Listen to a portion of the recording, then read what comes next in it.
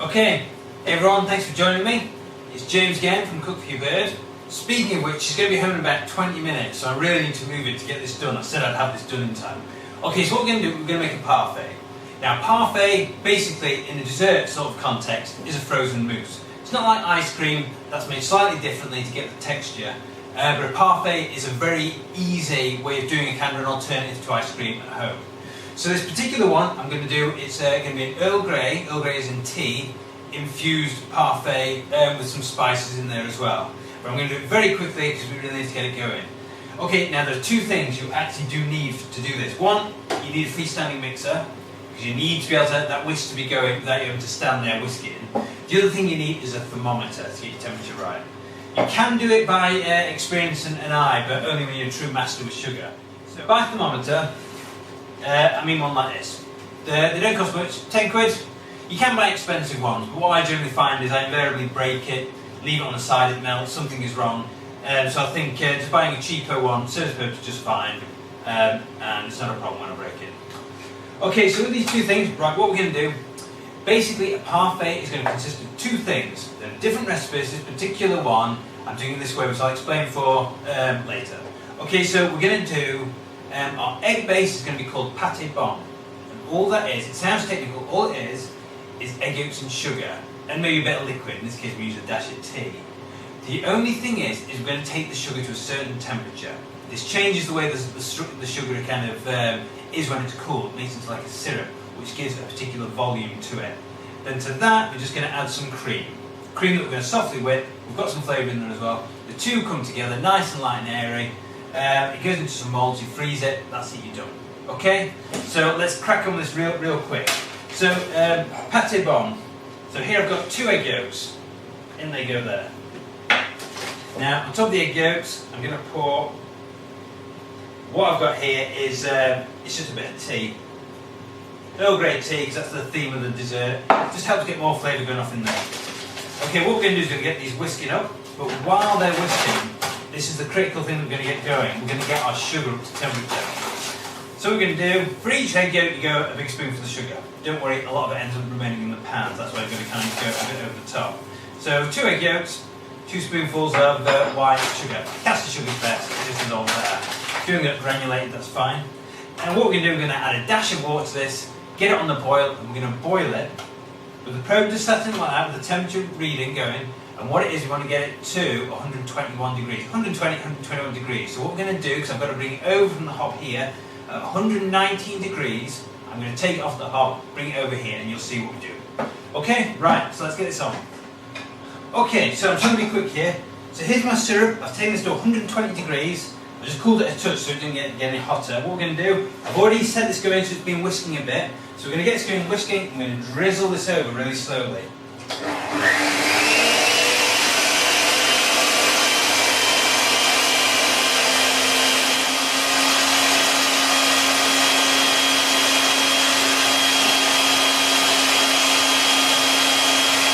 Okay, you can hear me.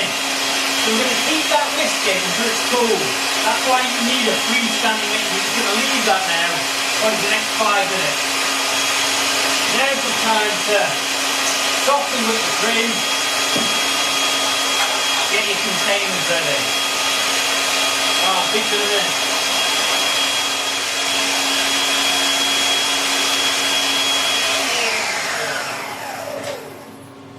Okay, so that's been going about 5 minutes, I'd say, and it's foamed up quite nice. It's only a small amount, so we're not going to get a massive foam.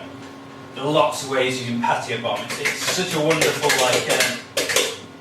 technique. So what we end up with is this wonderful kind of foam. It's kind of like it's almost as thick as kind of shaving foam. We could keep going further, but quite frankly, she's going to be home in about 5 minutes. So I really need to kind of get a move on. So, here's my softly whipped cream. Only softly whipped, don't get too stiff. Just so it's just starting to hold a kind of a floppy peak. Now this is double cream. What I did yesterday was, in a pan I got a few spices. The recipe list is all there.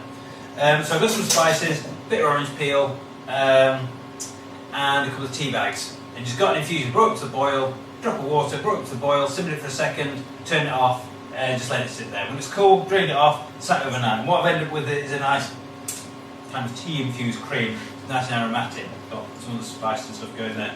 So all we're going to do is we're going to mix the two together. Now, what's key in this is that you've got softness and air, because we're just going to freeze it solid. It's not like an ice cream machine that keeps churning air into it as it goes. So you want to keep this as light and as airy as possible. So whilst you want to be assertive, because you want to make sure it's mixed thoroughly, just always keep in mind that you've got air bubbles in there that you want to kind of keep. Now, the old school dealers, so they'll say get a blooming, fold in a third, then another third, and all sorts of stuff like this. Use a metal spoon or 2 metal spoons or some kind of weird, you know, some kind of, obscure, old wives' tale kind of way, right? Just get a whisk and just kind of lightly whisk it together. We'll do it quickly, we'll do it easily, okay? Right. We're incorporated, so we're done. So everyone just, you can have a taste.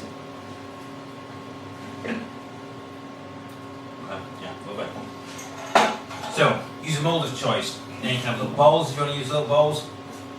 You can have little ring moulds.